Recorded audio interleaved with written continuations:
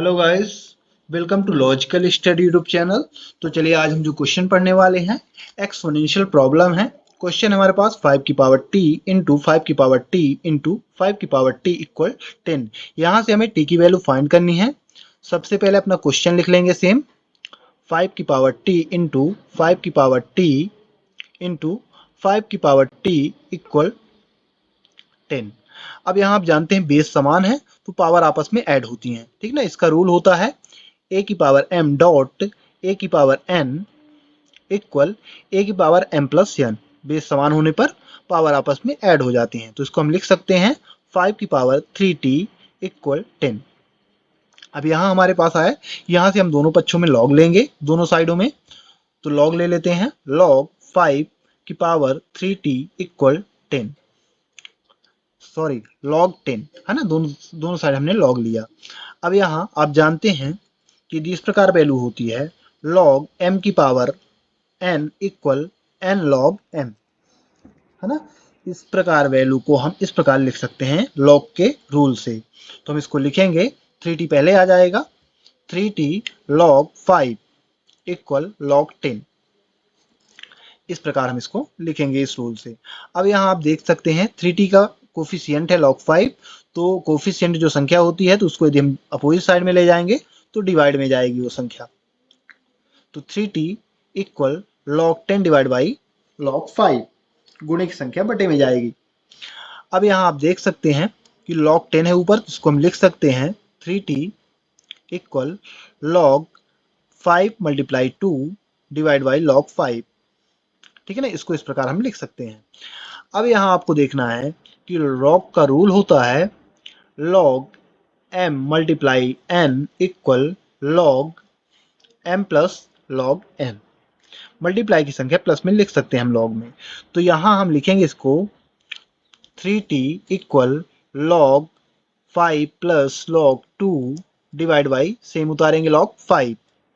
अब log 5 से दोनों तरफ डिवाइड करेंगे log 5 और log 2 में, तो हम इसको लिखेंगे 3t equal log 5 divide by log 5, बीच में प्लस है तो प्लस लिख लेंगे, plus log 2 divide by log 5। अब यहाँ आप देखेंगे log 5 से log 5 कैंसिल हो जाएगा, तो अगला स्टेप आएगा 3t equal 1 plus log 2 divide by log 5। यहाँ कुछ भी नहीं बचा तो 1 बचा, है ना, 1 टाइम में कैंसिल हो गया ये।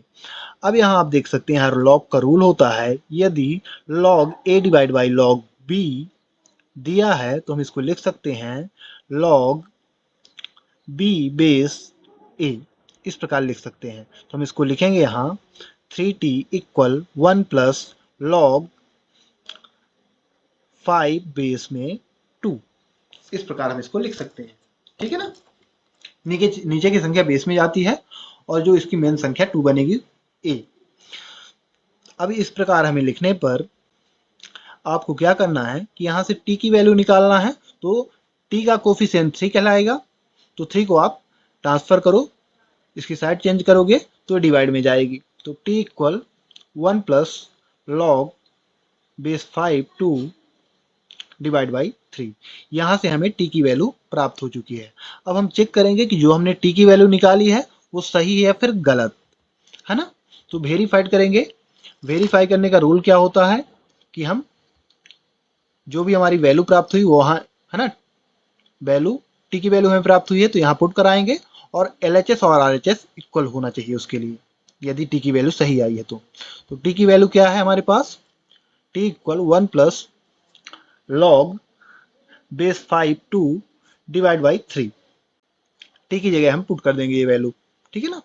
तो यहाँ लिखेंगे 5 की पावर 1 प्लस लॉग बेस में 5 2 डिवाइड बाई 3।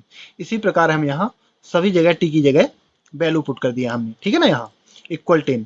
अब यहाँ आपको क्या करना है, तीनों को ऐड कर देंगे तो आ जाएगा 3 bracket 1 plus log base 5 2 divide by 3 bracket बंद इक्वल 10। अब ये कैसे आया, क्योंकि हमारे बेस क्या है, समान है। अब यदि बेस समान हो तो पावर आपस में प्लस हो जाती हैं, तो हमने इसको एक बार लिख के, है ना, 3 कर दिया मल्टीप्लाई में, यानी इससे 3 मल्टीप्लाई में होने का मतलब क्या है, ये 3 टाइम था तो ऐड हो गया ये 3 टाइम में। अब यहाँ 3 से 3 क्या हो जाएंगी, कैंसिल हो जाएंगी, है ना, 3 से 3 कैंसिल हो जाएगा, तो क्या बचेगा 5 की power 1 plus log base 5 2 equal 10। ठीक है ना, ये हमारे पास बचा।